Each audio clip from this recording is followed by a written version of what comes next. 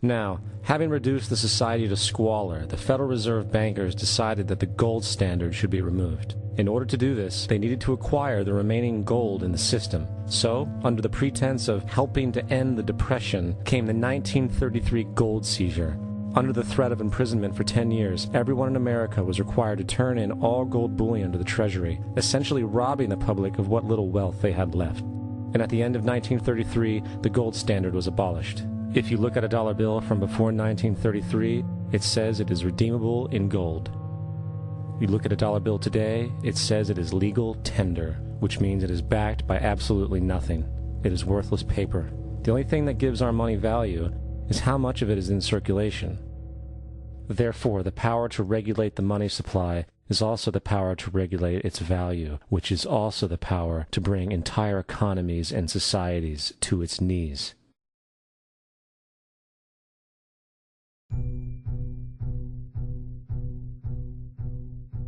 It's important to clearly understand, the Federal Reserve is a private corporation.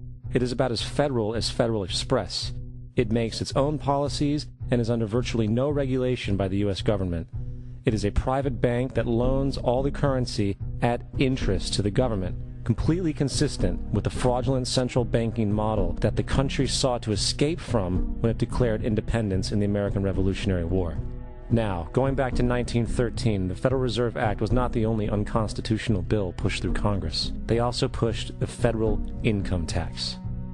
It's worthwhile to point out that the American public's ignorance towards the federal income tax is a testament to how dumbed down and oblivious the American population really is.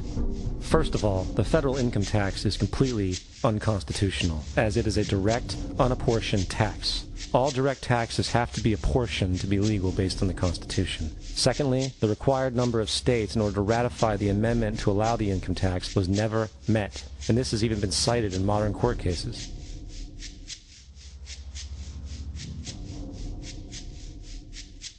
Third, at the present day, roughly 25% of the average worker's income is taken via this tax. And guess where that money goes? It goes to pay the interest on the currency being produced by the fraudulent Federal Reserve Bank, a system that does not have to exist at all.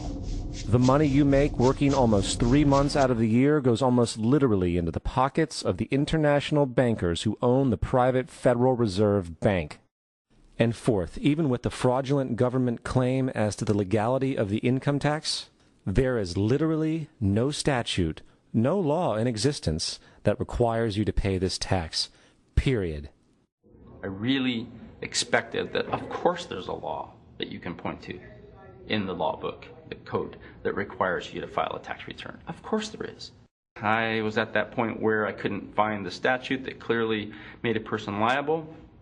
At least not me and most people I know, and I had no choice in my mind except to resign. Based on the research that I did throughout the year 2000 and that I'm still doing, I have not found that law. I've asked Congress, we've asked a lot of people in the IRS commissioners, helpers.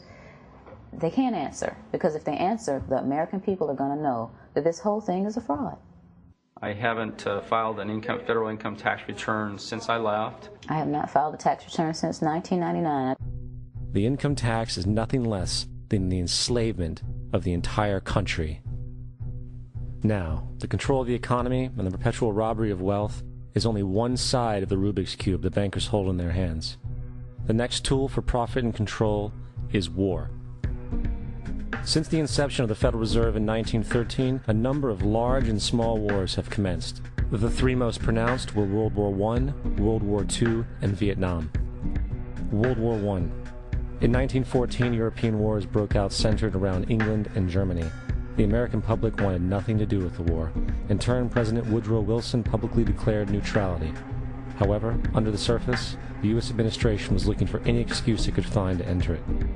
In a noted observation by Secretary of State William Jennings, the large banking interests were deeply interested in the World War because of the wide opportunities for large profits. It's important to understand that the most lucrative thing that can happen for the international bankers is war, for it forces the country to borrow even more money from the Federal Reserve Bank at interest. Woodrow Wilson's top advisor and mentor was Colonel Edward House, a man with intimate connections with the international bankers who wanted in the war.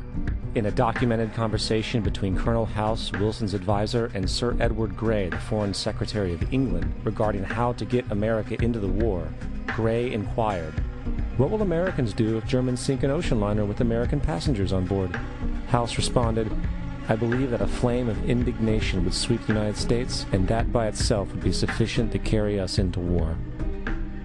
So, on May 7, 1915, on essentially the suggestion of Sir Edward Grey, a ship called the Lusitania was deliberately sent into German-controlled waters where German military vessels were known to be.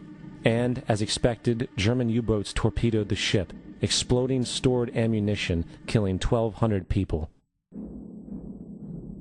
To further understand the deliberate nature of this setup, the German embassy actually put advertisements in the New York Times telling people that if they boarded the Lusitania, they did so at their own risk, as such a ship sailing from America to England through the war zone would be liable to destruction.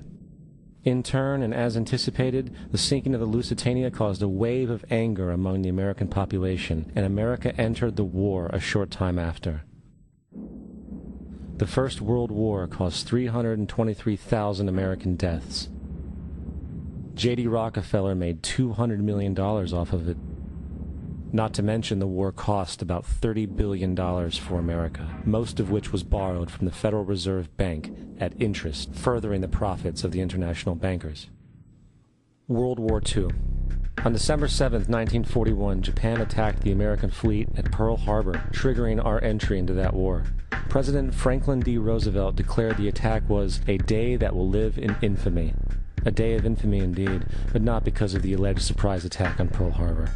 After 60 years of surfacing information, it is clear that not only was the attack on Pearl Harbor known weeks in advance, it was outright wanted and provoked.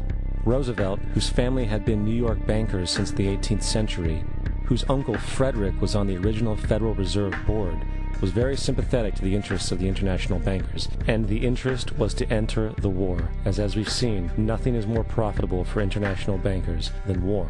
In a journal entry by Roosevelt's Secretary of War Henry Stimson, dated November 25, 1941, he documented a conversation he had with Roosevelt. The question was, how should we maneuver them into firing the first shot? It was desirable to make sure the Japanese be the ones to do this, so that there should remain no doubt as to who were the aggressors. In the months leading up to the attack on Pearl Harbor, Roosevelt had done almost everything in his power to anger the Japanese, showing a posture of aggression. He halted all of Japan's imports of American petroleum. He froze all the Japanese assets in the United States. He made public loans to nationalist China and supplied military aid to the British, both enemies of Japan in the war, which, by the way, is completely in violation of international war rules. And on December 4th, 3 days before the attack, Australian intelligence told Roosevelt about a Japanese task force moving towards Pearl Harbor. Roosevelt ignored it. So, as hoped and allowed, on December 7th, 1941, Japan attacked Pearl Harbor, killing 2,400 soldiers. Before Pearl Harbor, 83% of the American public wanted nothing to do with the war. After Pearl Harbor, 1 million men volunteered for the war. It is important to note, Nazi Germany's war effort was largely supported by two organizations, one of which was called IG Farben. IG Farben produced 84% of Germany's explosives, and even the Zyklon B used in the concentration camps to kill millions. One of the unspoken partners of IG Farben was J.D. Rockefeller's Standard Oil Company in America. In fact, the German Air Force could not operate without a special additive patented by Rockefeller's Standard Oil. The drastic bombing of London by Nazi Germany, for example, was made possible by a $20 million sale of fuel to IG Farben by the Rockefeller Standard Oil Company. This is just one small point on the topic of how American business funded both sides of World War II. One other treasonous organization worth mentioning is the Union Banking Corporation of New York City. Not only did it finance numerous aspects of Hitler's rise to power, along with actual materials during the war, it was also a Nazi money laundering bank, which was eventually exposed for having millions of dollars of Nazi money in its vaults. The Union Banking Corporation of New York was eventually seized for violations of the Trading with the Enemy Act. Guess who the director and vice president of the Union Bank was? Prescott Bush, our current president's grandfather, and of course our former president's father. Keep that in mind when considering the moral and political dispositions of the Bush family.